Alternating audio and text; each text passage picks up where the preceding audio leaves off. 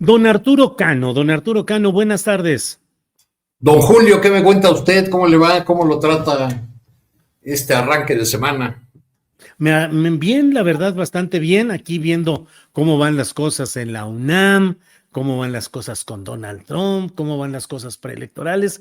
¿Cómo vas viendo el tema de la UNAM, Arturo Cano? Ya hoy hubo una pequeña manifestación de aspirantes que pasaron el examen, que dicen que no hicieron trampa y que no están de acuerdo con hacer un nuevo examen. Pero ese es solo una arista de las muchas que tiene el tema. ¿Cómo lo vas viendo, Arturo? Espérame tantito para darle la Sí. bienvenida a Salvador Frausto, que ya está por aquí. Salvador, buenas tardes.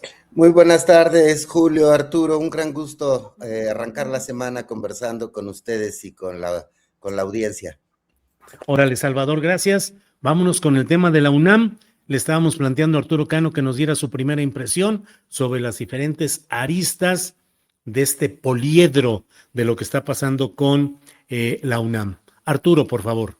Pues en efecto, Julio, como tú dices, son muchísimas las aristas que tiene este escándalo, porque no hay otra manera de nombrarlo, que desató el examen, el fallido examen de la Universidad Nacional. En la UNAM siempre ha habido grupos de activistas de las prepas, de los SHs, de las facultades, que organizan o que se acercan a los jóvenes rechazados y organizan los movimientos de rechazados que año con año se dan en el espíritu de este pronunciamiento colectivo revueltiano que acabas de leer, pero lo curioso de esta ocasión es que parece que el activista que está organizando el movimiento rechazados de este año pues es la propia rectoría de la universidad, en manos desde hace muchos años de un grupo que pues no ha resultado muy ducho si nos atenemos a episodios recientes en lo que hace al manejo de crisis. Fue duramente criticada la actuación de las autoridades universitarias en relación, por ejemplo, por citar solo dos casos, con los paros que se dieron a raíz del asesinato, de un asesinato cometido en las instalaciones del CCH Sur. Lo mismo que la actuación de la universidad frente al caso de plagio del que fue acusada la hoy ministra de la Suprema Corte de Justicia de la Nación, Yasmín Esquivel. Y en el caso de este examen, pues las dudas que externan desde los expertos en estas evaluaciones hasta los jóvenes estudiantes que ya fueron aceptados y ahora se les exige someterse a una nueva prueba, pues están señalando pues varios conflictos con este examen. Primero, la empresa que fue contratada por una licitación directa, sin un concurso, por un monto muy alto, más de 100 millones de pesos, y pues hay muchas preguntas en torno a las garantías que ofreció esta empresa que también brinda servicios a la Secretaría de Educación Pública, a gobiernos estatales y a universidades de los estados, pues sobre las calidades y las garantías que ofreció para que no se presentaran pues las trampas que se han denunciado, los hechos de estos números atípicos que se registraron, ¿no? Solamente para recordar un dato, los expertos señalan que en otros años los puntajes de 100 o más eran 3.5 y en esta ocasión subieron a 16, a más de 6%. En fin, pues es un tema que nos lleva también a considerar que la universidad pública no necesita enemigos desde fuera si los tiene adentro con este tipo de tropiezos y hierros y escenas que está ofreciendo el grupo que manda en la Universidad Nacional. Bien, Arturo Cano, muchas gracias. Salvador Frausto, ¿qué opinar sobre lo que está sucediendo? ¿Pagan justos por pecadores? todos son pecadores, incluyendo autoridades, directivos, rectoría y empresa. ¿Hay aspiración de que pueda haber justicia? ¿Cómo ves el tema UNAM, Salvador? Sí, creo que tiene varias aristas, Julio. Uno, efectivamente van a pagar justos por pecadores, porque los muchachos que sí estudiaron, que sí se prepararon para el examen, que sí tienen los conocimientos suficientes para pasar el examen o para tener buenas calificaciones en buenos puntos, buenos puntajes en estos exámenes, van a tener que ser sometidos a un nuevo examen, el que llaman examen para revisar quién sí sabía y quién no sabía realmente, ¿no? Ese es uno de los grupos que va a resultar afectados por esta decisión. Hay otros raspados por esta decisión, es en el caso de las implicaciones de la responsabilidad académica propiamente o administrativa, que son pues la secretaria general que tenía a su cargo el área de organizar los exámenes, que ya renunció, y otras autoridades quienes hicieron ese contrato de más de 100 millones de pesos, en el cual pues una empresa prometió proveer servicios de inteligencia artificial eficaces, que ya deberían ser muy eficaces como lo son en muchas partes del mundo, los exámenes a distancia, en los cuales las inteligencias artificiales permiten poner los candados suficientes para hacer exámenes confiables. Entonces, ahí hay una falla estructural en la decisión de la empresa y en la empresa misma. Falta saber cuál es la responsabilidad de la empresa que proveyó este servicio deficiente y caro para una circunstancia en la cual la UNAM, pues si algo le sobra, son profesores para supervisar exámenes, si algo le sobra son instalaciones, si le sobra son tecnologías, computadoras de buen nivel, etcétera. Es decir, de un examen presencial, como se hacía tradicionalmente, es una solución. Yo pienso que está bien que entremos a la época de que se hagan exámenes a distancia y que hay los mecanismos tecnológicos suficientes como para poder garantizar este tipo de que estos exámenes sean confiables. Ahora bien, me parece que la UNAM reacciona, aunque con cierta lentitud, a corregir el problema con lo que se puede. Es decir, me parece correcta la decisión de decir, bueno, hay un universo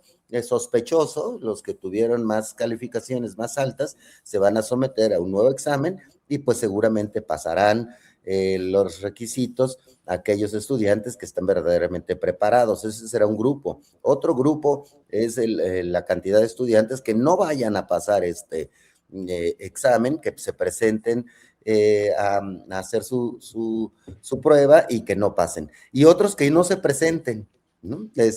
Otros no se presentarán porque abiertamente habrán hecho trampa, abiertamente se sentirán inseguros de presentarse ahí, y otros que pondrán recursos judiciales quejándose de que pues, la promesa era pasar ese examen y entrar a la universidad. Una tensión innecesaria generada por un descuido y una negligencia dentro de la Universidad Nacional Autónoma de México. Entonces, digamos, me parece que hay esos escenarios. Hoy el doctor Gerardo Esquivel hace un gran artículo sobre este tema en Milenio, y me parece que se está corrigiendo, se está enmendando, y que esa vocación de corrección y de enmienda es la correcta y es la posible, no es la ideal. Habrá que revisar a fondo otro tipo de mecanismos que se puedan aplicar más adelante, de cómo contratar o no de empresas tecnológicas que apliquen exámenes a distancia. Entonces, en primer momento me parece una corrección tardía, pero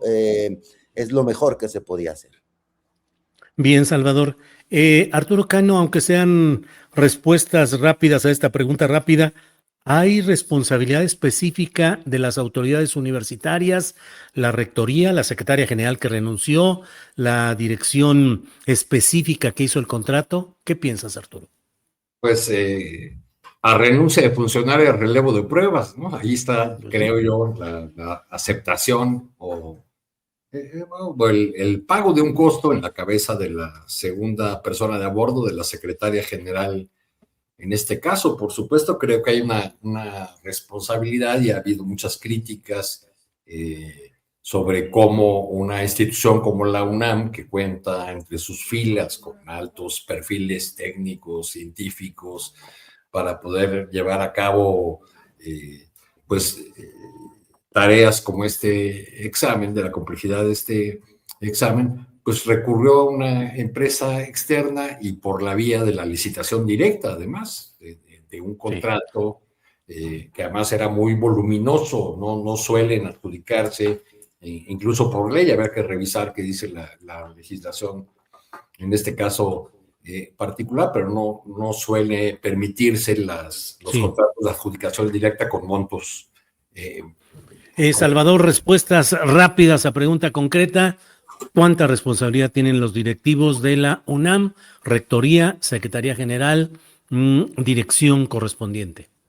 Toda la responsabilidad. La rectoría de la UNAM tiene absolutamente toda la responsabilidad sobre este fracaso en la implementación de un examen que le importa a muchísimas familias. Es decir, recordemos qué es lo que pasa con esto. Un estudiante que llega y le dice a sus papás, a sus amigos, estoy dentro de la universidad, es una emoción impresionante. Están afectando los sueños de muchísimos estudiantes, están dañando los sueños y las aspiraciones de muchísimos estudiantes, aquellos que no pasaron porque otros tramposos les ganaron en los puntajes, ¿no? Entonces, aquellos que quedaron cerca de estar en la universidad, es un sueño que cambia vidas, entrar a la universidad en general, pero entrar a la Universidad Nacional Autónoma de México, a la UNAM, es un asunto que cambia vidas y cambia sueños y cambia aspiraciones. Es decir, hay una afectación social, hay una afectación sobre todo social, familiar y política, y la otra responsabilidad, y la responsabilidad administrativa no debe parar ahí, debe parar en una investigación de responsables con nombres y apellidos de otorgar ese contrato, de no supervisarlo y la responsabilidad de la empresa. Y esto, finalmente cierro con esto, le abrió la puerta a que se reempodere el grupo de Narro Robles, del ex rector José Narro, que ahora personas cercanas a él tuvieron que ver con el relevo en la Secretaría General, con el nuevo personaje que está en la Secretaría General y con otras posiciones que están tomando decisiones cercanas al nuevo examen que se va a aplicar. Bien, Salvador, gracias. Damos la bienvenida a Daniela Pastrana, que está con nosotros. Daniela, buenas tardes. Hola, Julio. Hola, compañeros Arturo, Salvador. Los estaba escuchando, pero pues como que no estaba bueno el internet acá. Ya me conecté desde el teléfono. Daniela, estamos en respuestas rápidas a preguntas rápidas. ¿Qué tanta responsabilidad crees que tiene la rectoría de la universidad, la Secretaría General anterior, la dirección general correspondiente al asunto de la contratación de este examen de admisión? Yo igual creo que tiene toda la responsabilidad la rectoría. Decidieron primero hacer un examen en línea cuando pues claramente es evidente que lo que tenga que ver con inteligencia, cualquier cosa que esté relacionada con inteligencia artificial requiere una verificación o una revisión presencial. Luego eligieron también o no hicieron una verificación. Se tardaron 2 meses, dieron los resultados antes de hacer esa verificación. Y después ahora tienen este asunto que dicen que no es repetir, pero que al final de cuentas todos los que hicieron el examen van a tener que volver a hacerlo cuando ya están totalmente desconectados, cuando ya se fueron de vacaciones, cuando ya estuvieron en el Mundial, y ahora en muy poco tiempo, no se sabe ni en cuánto, van a tener que volver a hacerlo. Entonces, todo mal. Creo que todo ha estado mal, muy mala la gestión de principio a fin, ha sido una cadena de errores terrible de la universidad, de las autoridades, de la rectoría, y lo peor es que no los veo asumiendo la responsabilidad. O sea, como que le echan la bolita a los propios aspirantes, le echan la bolita a todo el mundo menos a los que tomaron las decisiones equivocadas. Bien, gracias, Daniela. Sin dejar de lado otros temas, Arturo, centrándonos en lo universitario, ¿qué tan viable puede ser una reforma universitaria nacional? Lo digo porque lo que estamos viendo en la UNAM, pues es parte de lo que sucede en la mayoría de las universidades públicas, donde ciertas camarillas van conformando espacios de poder perdurables, en algunos casos con cacicazgos. Lo supimos durante la etapa de Raúl Padilla en la Universidad de Guadalajara, pero sucede en la Universidad de Hidalgo, en la Universidad de Tamaulipas, en muchas universidades sucede que ciertos grupos tienen copado el control, el poder de las universidades, reparten contratos, hacen negocios y mil cosas, pero siempre está el tema de la autonomía. ¿Qué tanto se puede avanzar en una reforma universitaria nacional? ¿Qué tanto son los episodios oscuros que sigue habiendo en universidades públicas, Arturo? Pues son muchísimos, sobre todo en aquellas donde se han instalado cacicazgos muy potentes y muy duraderos. El caso que citabas de la Universidad de Guadalajara, pero no solo, también está Guerrero, Hidalgo, en fin, otras instituciones, y tenemos las tristemente célebres historias relacionadas con la estafa maestra que utilizaban a las universidades y esos márgenes de autonomía presupuestal que tienen para pues simular operaciones y para desviar recursos. Yo no sé qué tanto sea esperable una reforma en este momento, pero lo que sí creo es que es necesaria, por un lado, pero que no podrá ser una reforma que venga desde arriba.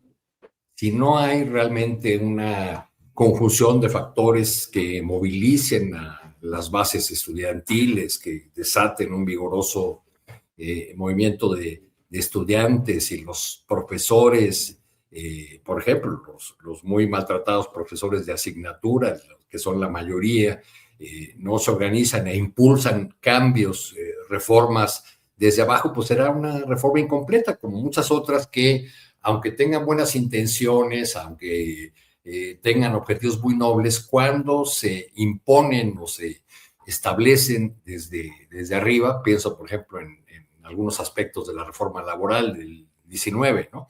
Pues si no hay un impulso desde abajo, tampoco logran realmente convertirse en realidades que vayan más allá de la letra de la ley.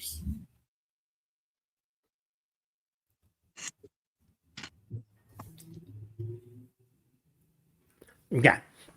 Salvador Frausto, ¿qué opinas de ese tema de otras universidades públicas en otras partes del país, dominadas por camarillas, que se amparan en el concepto de autonomía para manejar con absoluta opacidad el presupuesto y que mantienen pues una continuidad de personajes a veces impugnados por la comunidad universitaria, pero sin ninguna posibilidad de cambio debido a que es una inercia ya constante? ¿Qué opinas, Salvador?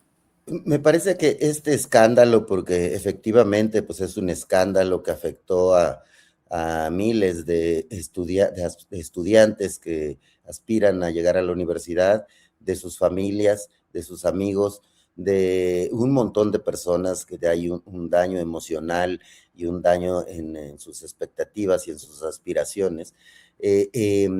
Pone el caldo de cultivo adecuado, porque definitivamente creo que es hora de una reforma educativa, una reforma universitaria particularmente. Es hora de una reforma universitaria, porque, como dice Arturo, las élites tienen secuestradas a la UNAM, unas élites académicas y políticas, igual a otras universidades que ya mencionaste.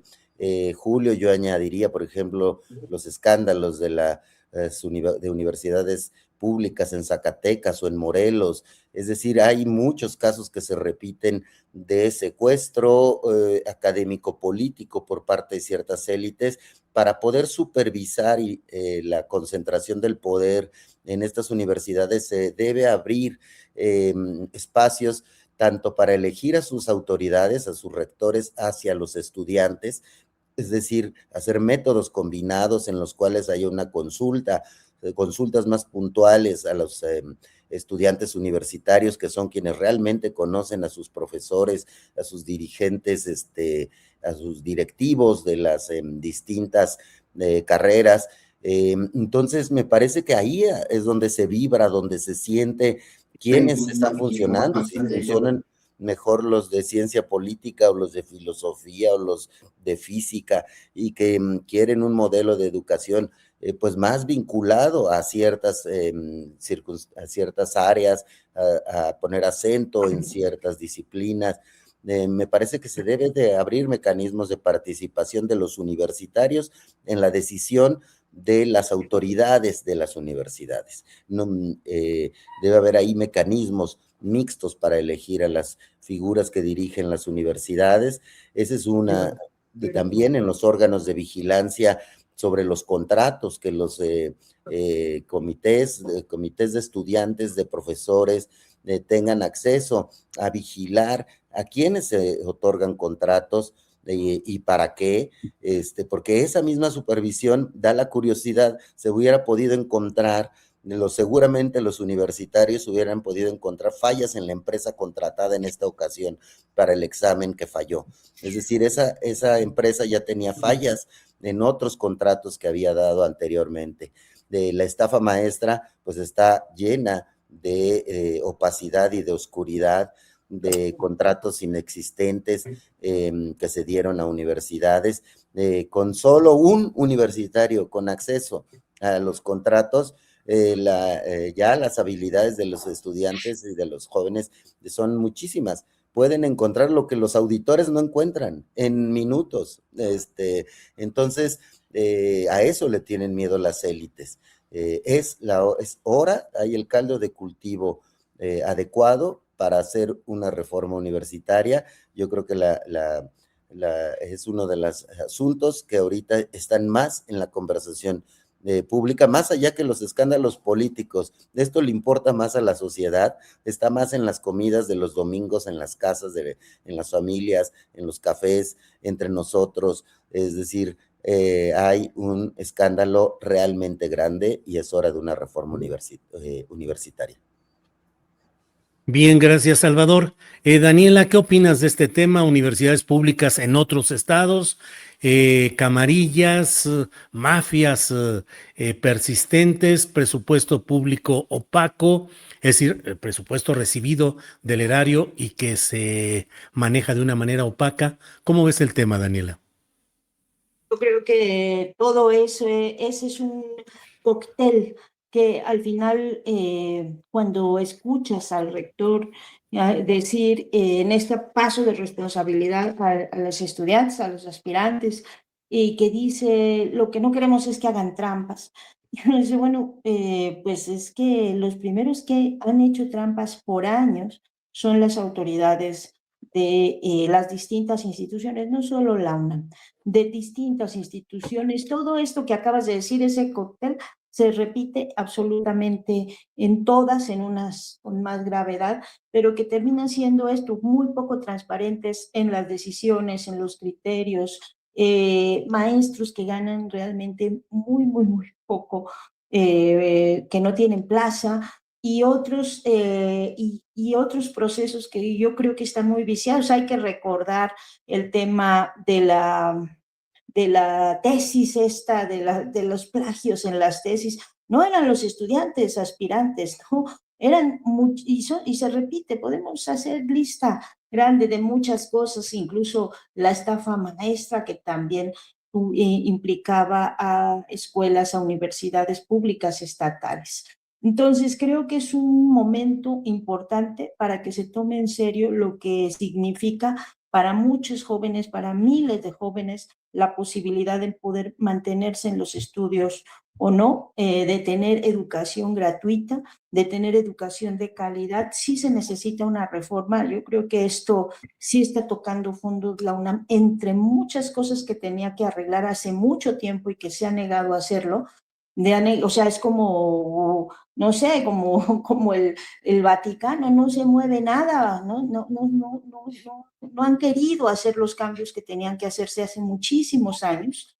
Pero en el caso de todas, en general, de la educación superior, de todas las demás escuelas estatales y también las que están en la Ciudad de México públicas, pues es un momento ahora sí de una enorme discusión para que se garantice el acceso a una educación de calidad para todas las personas que deseen estudiar una educación universitaria. Bien, Daniela, gracias.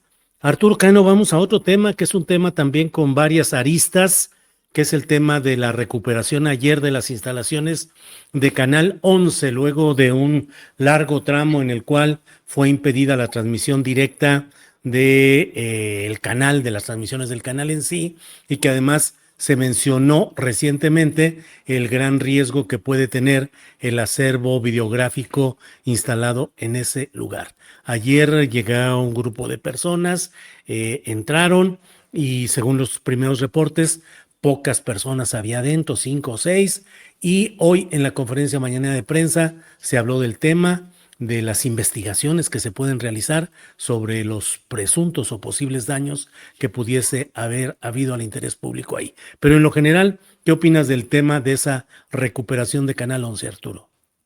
Mira, Julio, antes de que entremos al tema del poli, y como tiene que ver también con la educación, quisiera añadir dos puntitos sobre lo que hablábamos antes sobre las universidades en general. Sí. Estamos caminando, lo planteo como pregunta o como hipótesis de trabajo, estamos trabajando, avanzando hacia una reforma posible de las universidades cuando el subsecretario de Educación Superior de la SEP Federal es un rector de la Universidad de Guadalajara, el doctor Ricardo Villanueva. Claro. Y otro ejemplo, la institución que por su matrícula, la institución de educación superior que por su matrícula es más grande de todo el país, es el TECNM, Tecnológico de México, que tiene 580,000 estudiantes contra 350,000 de la UNAM, 580,000 en 254 campus en todo el país. Hace tiempo la presidenta de la República pidió a los rectores, a los directivos de las instituciones de educación superior hacer un esfuerzo para aumentar la matrícula, para que los jóvenes no quedaran fuera de la posibilidad de estudios superiores. Y el TECNM logró en el ciclo 25-26 un incremento de 38,792 espacios, sin un aumento de su presupuesto. ¿De dónde salieron los recursos para crear casi 39,000 lugares nuevos?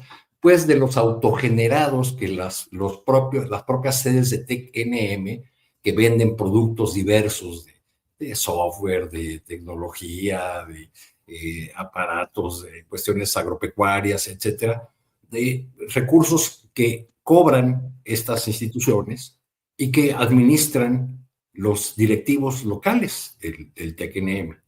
Es decir, con esos recursos ellos contrataron profesores por honorarios, lo cual extiende la precariedad de los profesores que trabajan en los niveles de educación superior y aumenta pues el control de estas camarillas, de estos grupos que se han enquistado desde hace muchos años ya en la dirección de esas instituciones. Es una buena noticia que se haya logrado, por otro lado, poner fin a la ocupación de Canal 11. Qué bien que fue posible que los equipos que trabajan ahí mantuvieran las transmisiones. No estamos frente al primer caso de la derrota o de el declive de un movimiento estudiantil que parecía que iba a aprender y que se fue diluyendo con la falta de apoyo de otros estudiantes, de otras escuelas, porque al parecer estaban concentrados los estudiantes movilizados en una o dos de las escuelas que además están cercanas a las instalaciones de Canal 11. Pero lo que se olvida con esta buena noticia, o se puede olvidar, es que el origen de las protestas fue pues, la falta de recursos, las condiciones lamentables de muchas de las instalaciones de las escuelas del Politécnico y el señalamiento de los estudiantes contra el secretario de Administración, el señor Javier Tapia Santoyo, quien ya no está en su cargo. Salió en noviembre del 25, pero dejó ahí a todo su equipo. O sea, él se fue, pero quedó ahí una persona, María Arrona, que coincidió con él, con Santoyo, en el paso por el ISSSTE. El señor Tapia ha sido vinculado a proceso, porque cuando era administrador del Hospital 20 de Noviembre del ISSSTE, pues desvió recursos ahí para pagos a factureras y tiene también abiertas investigaciones, varias investigaciones por su papel en el Politécnico, por el manejo de los recursos o de los contratos con las empresas de limpieza, por los fideicomisos. Ese sigue siendo un tema pendiente y ojalá si se investiga cómo quedaron las instalaciones del OCE, pues también se aceleren las investigaciones sobre este grupo que controlaba las finanzas del Poli y que sigue controlando porque ahí siguen los colaboradores de Tapia. Bien, Arturo Cano, gracias. Salvador Frausto, tema de la recuperación de el Canal 11, ¿qué opinas? En primer lugar, celebro totalmente la recuperación del Canal 11. Necesitamos medios públicos fuertes, necesitamos medios públicos confiables, y para eso se necesitan medios públicos que estén trabajando al 100% plenamente, que estén concentrados en la generación de contenidos de buena calidad. Me parece que lo que hemos visto en los últimos tiempos es una renovación de los rostros, de las voces que hemos visto en el Canal 11 y en otros medios públicos, voces que no veíamos, voces más jóvenes, voces que no estaban en los medios electrónicos hasta hace algunos meses. Entonces, vemos que esas voces me parece que están dándole diversidad al debate público. Los mismos índices de audiencia que han presentado en algunas ocasiones los medios públicos hablan de una mejoría de la cantidad de personas que se aproximan a asomarse a los medios públicos. Entonces, un medio público fuerte, un medio público comprometido con darle voz a otros diferentes a los que vemos en las pantallas de los medios industriales o los medios privados, siempre será sano para la democracia. Los medios privados, pese a ciertas ampliación de la pluralidad o ampliación de las libertades que hemos visto en los últimos años, no es suficiente. Seguimos viendo a los mismos personajes que son una especie de voceros de los intereses políticos del PRI y del PAN, son los que dominan el comentario político y la conducción de noticias en la mayoría de los medios privados. Los avances en pluralidad se han visto sobre todo, y en libertad de expresión, sobre todo en los medios digitales y mucho menos, a una velocidad mucho menor en los medios electrónicos, en la televisión, en la radio y en la prensa escrita. En esos tres espacios, de televisión, radio y prensa escrita, hay una lentitud para abrirse a la pluralidad y a otras, y abrirle espacios a otras voces y a otras miradas. En cambio, en el Canal 11 y en otros medios públicos vemos a jóvenes y vemos a no tan jóvenes, pero que no aparecían antes en los medios electrónicos. Entonces, me parece que necesitamos un Canal 11 que siga fortaleciendo esa ruta y que contagie y que abra otros debates, otras tribunas, otras maneras de mirar la realidad mexicana e internacional. Entonces yo celebro profundamente que pueda el Canal 11 trabajar a todo vapor por seguir una ruta de pluralidad y de libertad de expresión y de generación de contenidos profesionales no tendenciosos a favor de las cúpulas del PAN y del PRI que siguen incrustadas también en los medios, en algunos espacios de dirección, de espacios altos de los medios públicos, pero sobre todo pues siguen controlando los medios privados, entonces, o la mayoría de las decisiones en los medios privados. Bien, gracias, Salvador. Sobre este mismo tema, Daniela, ¿qué opinas? ¿Cuál es tu punto de vista, por favor? Yo creo que es muy importante esto que estaba diciendo Arturo, porque si bien hay que investigar los posibles daños que se hayan hecho a las instalaciones del ONCE, no podemos olvidar cuál es el origen. Y creo que eso es parte de lo que, o sea, está vinculado, porque el ataque no era contra Canal 11 en principio, no era un movimiento otra vez 132 contra un tipo de medios, no, era por el tema del poli. Y el tema del poli por los mismos motivos por los que estamos viendo ahora la crisis en la UNAM. Entonces ahí tenemos que verlo desde esa mirada, lo que acaban de decir. Bueno, ya no voy a agregar mucho a algo que me parece que es muy acertado, el elemento que estaba comentando Arturo, en el sentido de estos grupos que mantienen esos controles y que están generando realmente, no de ahora, de mucho tiempo, es un problema ya también estructural, pues distintos tipos de afectaciones. Yo soy de la idea de que antes de ir por las sanciones a estudiantes, siempre tenemos que ir a ver las fallas que están teniendo las instituciones, que son muchas, muchas, muchísimas.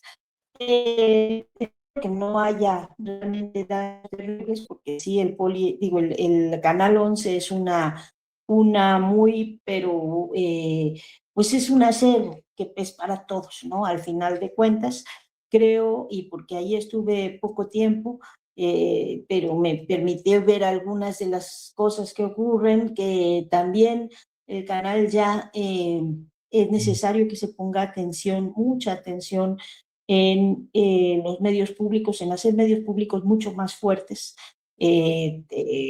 Por algún motivo, bueno, entre la austeridad republicana de López Obrador, que era pues exprimir ahí y basarse pues, o basar la comunicación en el tema de las conferencias matutinas, creo que no se le ha dado el impulso y el sostén que requieren tener los medios públicos para realmente convertirse en herramientas que sean útiles para toda la sociedad. Y creo que, bueno, porque había que hacer muchas cosas, había que arreglar muchas cosas de ese archivo del 11, de las propias estructuras, digamos, de la arquitectura, los fierros en los que están montados muchas de las cosas que todavía tiene el 11, que son muy viejas en muchos sentidos. Entonces creo que también es, bueno, un momento para que también nos sentemos a reflexionar sobre esas dos cosas, el tema de las universidades, el tema de la educación superior y el otro a tomar muy, muy, muy en serio todo lo que tiene que hacerse con los medios públicos para que realmente sean una herramienta importante para la sociedad en un momento que es crítico por lo que está pasando en el mundo. Bien, gracias, Daniela. Arturo Cano, hay otros temas en este día que están moviditos de todo, digo. Gianni Infantino sufriendo un revés terrible que no tiene que ver nada más con la FIFA o con el fútbol, sino además con los negocios de Donald Trump, de su familia, del uso del poder imperial para tratar de tener ganancias en todo aquello en lo que se meten. Pero bueno, ese es otro tema. Quisiera preguntarte o pedirte tu opinión, Arturo, de cómo ves que va evolucionando el tema de los partidos políticos mexicanos en su etapa preelectoral. Alito Moreno buscando recursos evasivos de sanciones del INE para mantener su acusación de narcopartido contra Morena. La dirigencia de Morena, Citlali Hernández y Ariadna Montiel reuniéndose con aspirantes a la virtual candidatura a las gubernaturas, aunque se llama de otra manera. En fin, ¿cómo vas viendo la evolución de este proceso preelectoral, Arturo? Es bien curioso cómo se reúnen solamente con algunos, aunque haya listas largas en algunos estados, ¿no? O sea, y esto que no hay dados cargados. Eso pondría un... No, realmente a mí me tiene muy, muy triste y acongojado, no sé, a ustedes, Julio, Daniela, Salvador. Y yo no sé qué va a hacer del pobre de Alito si no puede usar esas expresiones como narcopartido, narcogobierno. Pues, ¿de qué va a hablar? ¿Cuál va a ser la propuesta? ¿Cuál va a ser el proyecto? Digo, porque ya los priistas se cansaron de pedir perdón, se cansaron de decir en su publicidad, en su propaganda: nos equivocamos, pero ya aprendimos, no lo volveremos a hacer, etcétera, etcétera. Y ahora los principales ejes de su actuación pública pues son utilizar esas expresiones como narcopartido y narcogobierno, hacerlo además de una manera grotesca, grosera, llena de otros insultos. Eso, y tomarse fotos solitarios con edificios públicos en Washington, porque viajan a Washington y dicen: aquí ya estamos para presentar la gran demanda, y nada más aparecen ellos. El otro día vi, ¿cómo se llama este senador muy chaparrito? Manuel Añorbe, el guerrerense, ¿no? Sí. Feliz de la vida, con una sonrisota, en la puerta con el Capitolio al fondo, y luego en un pasillo sin nadie que lo recibiera ni lo estuviera saludando. Pero ellos son muy felices lanzando esas consignas desde Washington. Va a ser muy complicado que Alejandro Moreno, el presidente del PRI, tenga otro recurso, y por eso está ahora muy enfurecido con el INE por haber tomado esta decisión.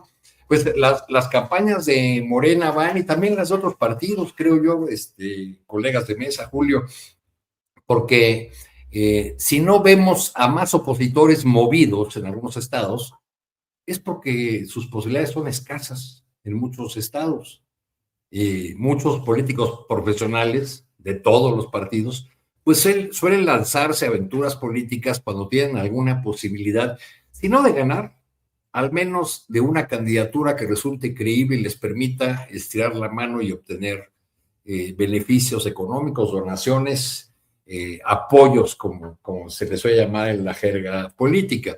Algunas entidades donde el PAN, por ejemplo, sí tiene posibilidades, pues se ven muy movidos ahí a los punteros, a quienes aparecen al frente de las encuestas: Querétaro, por ejemplo, Aguascalientes, Chihuahua incluso. Pero en otras entidades donde todas las encuestas, y pese a los escándalos de gobernadores como Rubén Rocha o Marina del Pilar, las encuestas siguen dando como triunfador seguro a Morena, pues no hay mucho interés por el lado de los opositores. En el caso de Morena, pues ya se han tenido que atemperar los ánimos, los aplausos que decían que con la llegada de Ariadna Montiel y Citlali Hernández todo iba a fluir de una manera mucho más ágil con los aliados y entre quienes buscan estas coordinaciones que serán candidaturas, pero pues ya se toparon con la realidad, con dificultades, con guerras internas en varios de los estados, y se ha ido prolongando la fecha en que se van a conocer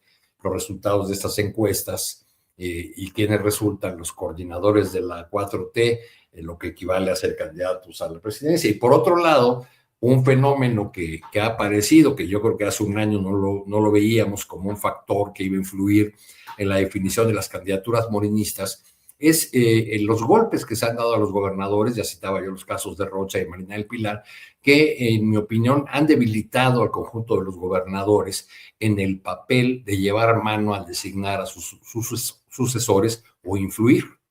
Eso puede ser un efecto quizá de los menos malos o positivo de esta guerra que se ha emprendido desde el otro lado de la frontera, que hay, por ejemplo, Rubén Rocha daba por hecho que él iba a dejar a su sucesor, y su sucesor tenía un nombre, era el senador Enrique Insunza.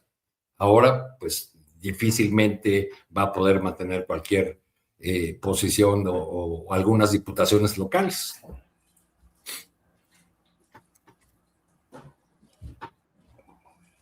Bueno, es que aquí donde estoy en la Ciudad de México pasan aviones cada minuto y 20 segundos y el sonido se oye muy...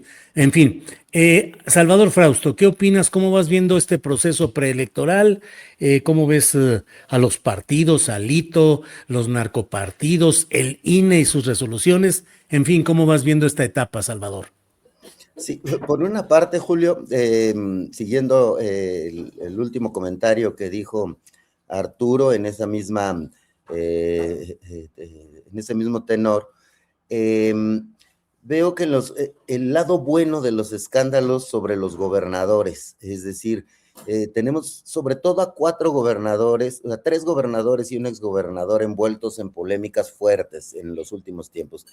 Rochamoya en Sinaloa, después vino Maru Campos, la mandataria de Chihuahua, Marina del Pilar Ávila en Baja California, y el exgobernador panista de Baja California, Ernesto Rufo. Estos escándalos también les disminuye la posibilidad a estos personajes de influir en la selección del candidato para las elecciones venideras en esos 3 estados. Eso me parece positivo, porque independientemente de que uno está ya bajo proceso judicial y los otros 2 bajo el escrutinio público, Rufo Apel en prisión preventiva y los otros 2 bajo el escrutinio, los otros 3 bajo el escrutinio público, lo que tenemos es que estos personajes, como sea, están envueltos en una serie de indicios, digamos, que los colocan en una posición de no poder presentarse como poderosos o como caras limpias para poder incidir en sus estados. Entonces, ese me parece, digamos, el lado positivo de los escándalos políticos. Por otra parte, me llama la atención que circularon recientemente encuestas, que se ven hechas al vapor por casas de encuestas sin prestigio, que colocan al PAN, empiezan a colocar a aspirantes del PAN y del PRI en buenas posiciones para competir por ciertas gubernaturas y que están siendo reproducidos por el PAN y por el PRI, evidentemente, y por los comentócratas vinculados directamente a estos partidos, es decir, los corifeantes, los que vociferan a favor de estas narrativas. La mayoría de las encuestas colocan arriba a los aspirantes de Morena en casi todas las gubernaturas que van a estar en disputa.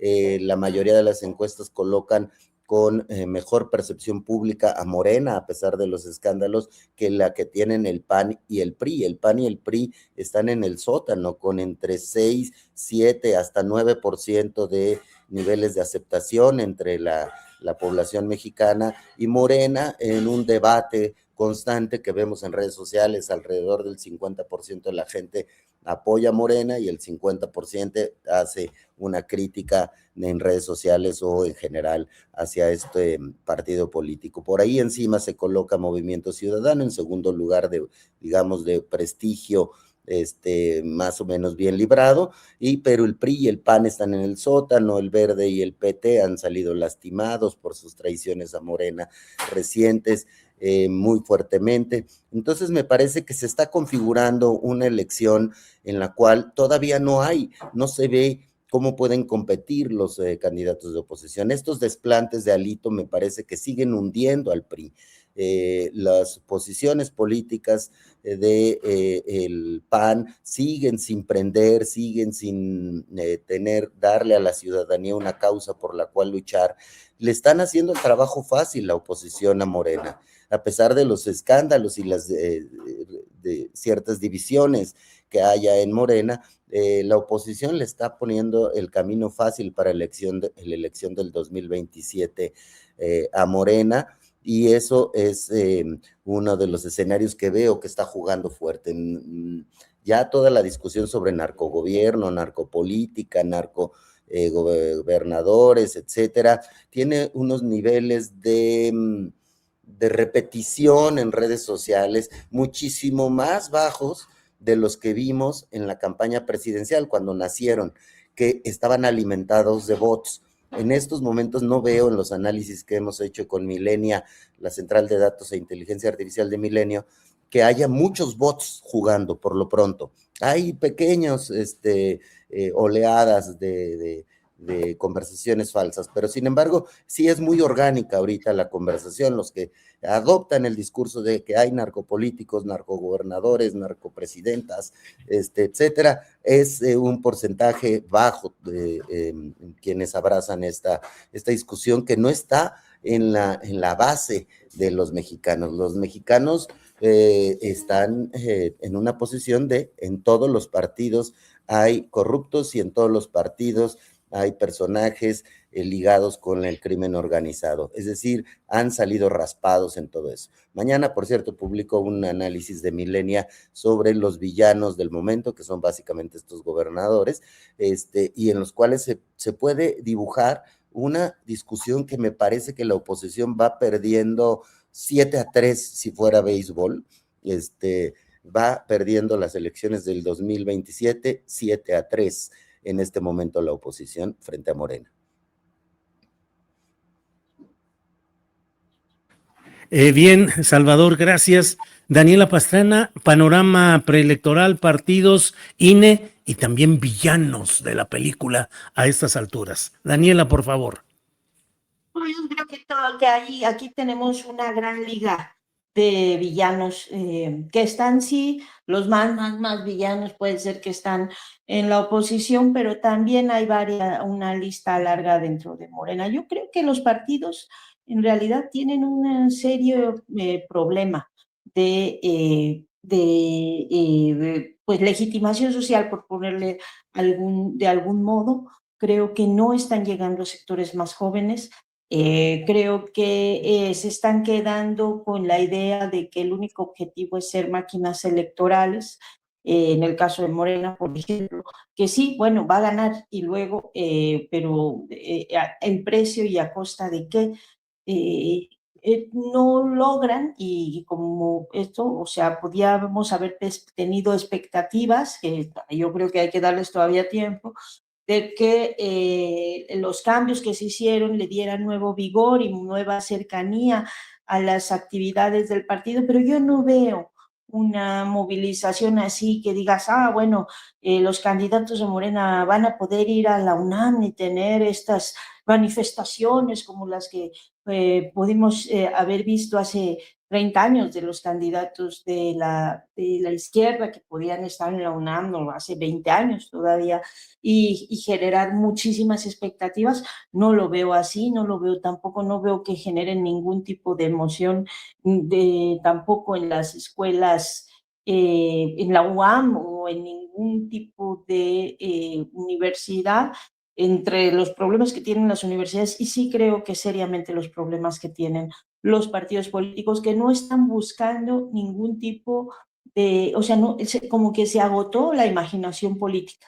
Y entonces, pues sí, o sea, los que están peorcitos pues son el PRI, que imagínense, pero eso desde que tiene de dirigente a Alito Moreno, pues es que quiere decir que ese ya está perdido, ¿no? Y el PAN con sus 20,000 refundaciones y todo lo que le hacen, que no encuentran la cuadratura, los nuevos, que no son nada nuevos, no son nada políticos tampoco, y Morena, que es el partido que tiene ahorita la hegemonía, que tampoco está generando ningún tipo de expectativa entre la sociedad, que no está ya dentro de espacios corporativos, ¿no? Dentro o sea, es evidente que tiene mucho más aprobación la presidenta como presidenta que su partido como partido político. Entonces, creo que ahí, pues ojalá, todavía yo quisiera darles el beneficio de la duda, que sigan trabajando, que sigan impulsando cosas, pero creo que está muy escasa. Vamos a ver en qué para lo de las encuestas, a ver qué tantas reacciones generan los resultados de los candidatos, pero veo muy escasa la creatividad política dentro de los partidos, y bueno, pues eso lo único que te genera es que es cuestión de tiempo para que se agoten las expectativas, todo lo que tiene que ver con corporativismo, pues tiene un límite, ¿no? O sea, serán 80 años como el PRI, o será un poquito tiempo, pero tienen un límite, se agotan. Y creo que en estos tiempos se pueden agotar mucho más rápido. Bien, gracias, Daniela. Nos quedan 2 minutitos para cada cual de postrecito. Arturo Cano, por favor, postrecito. Hablaré rápidamente, Julio, de aquellos políticos que sienten que se las debían. Está el caso de Félix Salgado en Guerrero, que siente que le debían la candidatura al gobierno de Guerrero, pese a que él propuso y logró que su hija fuera gobernadora, y ahora hace mítines en los cuales le gritan gobernador, gobernador, pese a que él ha anunciado que no va a romper con Morena y que se va a disciplinar por las reglas contra el nepotismo. Seguramente pues optará por la negociación política, por pedir algunas presidencias municipales, diputaciones locales. Pero hay otro que sentía que se la debían, Raúl Morón en Michoacán, porque al igual que Félix Salgado, el INE, entonces presidido por Lorenza Córdoba, bajó su candidatura por una infracción menor administrativa de no reporte de unos gastos de campaña que no hizo el partido entonces dirigido por Mario Delgado. Raúl Morón siente pues que le deben esa candidatura y la reclama como tal. La lección pues es que no hay en política no hay cargos escriturados ni historias escrituradas. Están jugando ahí en Nuevo León Morón en contra del gobernador, Ramírez Bedoya, a quien él puso en la gubernatura, a quien él propuso, y el gobernador ha puesto varias cartas a jugar ahí, especialmente su procurador, que estaba encargado de las investigaciones del caso de Carlos Manso y pues, prefirió irse de precandidato, la senadora Celeste Asensio y Fabiola Lanís, que era coordinadora de los diputados locales, la política michoacana más experimentada de las mujeres que contienden en Michoacán o que buscan la coordinación de la 4T en Michoacán. En fin, enfrente, Morena en el caso de Michoacán, pues tiene a Grecia Quirós, acaba de darse un anuncio importante que puede modificar este escenario con la detención de este personaje, el R1, sí. Y el anuncio de que Roldán Álvarez Ayala, hermano del R1 y político de Morena, ya había sido corrido de Morena desde finales de 2025. Claro. En fin, veremos cómo se pone la cosa. Bien, Arturo, gracias. Salvador Frausto, postrecito, por favor. Sí, me parece que siguiendo la narrativa que les decía hace un momento, que me parece que para las elecciones del 2027, si fuera un partido de béisbol, Morena iría ganando 7-3 a la oposición. Me parece que el siguiente paso complicado, el salto complicado para Morena, donde puede cometer errores graves, es en la selección de sus candidatos, a las gubernaturas, porque como sabemos las elecciones locales tienen mucho que ver con la figura que va a ser el rostro de Morena y sus aliados en cada una de las gubernaturas. Los focos rojos para Morena me parece que están en Michoacán, con la posible candidatura de Grecia Quirós, alcaldesa de Uruapan. Me parece que podrían estar en Sonora, con la posible candidatura de Luis Donaldo Colosio Riojas a ese estado. De momento va Morena arriba en las encuestas, sin embargo, como están tan bajitos de aprobación en Sonora el PAN y el PRI, y Luis Donaldo puede ir por Movimiento Ciudadano, puede jalar el voto si hace una buena campaña, digamos el voto útil anti-Morena en un estado del norte del país hacia su figura, y ya veremos qué es lo que puede pasar ahí. Focos rojos para el PAN, sin duda Chihuahua. Chihuahua es un estado muy competido, Morena está arriba en las encuestas, los golpes hacia Maru Campos, el escándalo de haber dejado que entrara la CIA a su territorio, le puede pegar duro. Y en el caso del PRI me parece que su foco rojo es perder el registro en las elecciones del 2027. Pienso que se va a quedar en las elecciones para el Congreso, o va a salvar el registro por muy poquito o lo va a perder. Ya vimos en otros estados como, más bien en las elecciones recientes, como el PRD pues perdió su registro y el PRI está en la cuerdita floja en varios estados, pero creo que a nivel nacional está en una lucha por mantener el registro nacional. Bien, gracias, Salvador. Para cerrar, Daniela Pastrana, postrecito, por favor. Bueno, pues yo como postrecito voy a aprovechar hoy para hacerles un pequeño comercial. La semana pasada publicamos en Canal Red un especial sobre Cuba, ¿no? Sobre lo que ha sido este 2026 en Cuba. Hicimos mesa de análisis, hicimos entrevistas, teníamos unos materiales que retomamos cuando fuimos a lo de Patria, al coloquio Patria, pero les quiero, o sea, hicimos una parte que me parece que es de verdad una cosa muy, muy, muy hermosa. Nosotros le decimos el Pepe Tour. En realidad es un recorrido que hicimos con un compañero economista y que hace trabajo de guía de turismo allá, que se llama José González Calvo, colaborador del canal Red, y que pues es una delicia, la verdad, para recordar y conocer y hasta para tener algunas cosas para las clases, 30 minutos más o menos, y se llama algo así como el Pulitzer, como una mentira provocó la primera invasión de Estados Unidos a Cuba, y eso fue hace bastante tiempo, y se las recomiendo muchísimo. La verdad creo que no es porque lo hayamos hecho nosotros, sino porque el recorrido mismo es muy, muy, muy valioso. Y bueno, pues es recomendárselos mucho que pasen al canal a echarse un tour por La Habana de la mano de un joven de 30 años, que es realmente muy, muy, muy valioso, como muchos de los que están allá resistiendo. Muy bien, Daniela, muchas gracias. Arturo, Salvador, Daniela, gracias por estar aquí. Nos vemos la próxima semana. Buenas Muchas tardes. gracias y feliz cumpleaños a Daniela. Sí, felicidades, Para Luisa Daniela. Cantú, que es mi tocaya de cumpleaños, solo ella 20 años más joven, pero también. Así es que Felicitaciones dobles, doble desde luego. felicitación acá para doña Luisa también, porque regresaron a sus instalaciones de Canal 11 y es su cumpleaños. Muy bien. Que estén muy bien. Nos vemos la próxima semana. Gracias. Hasta luego.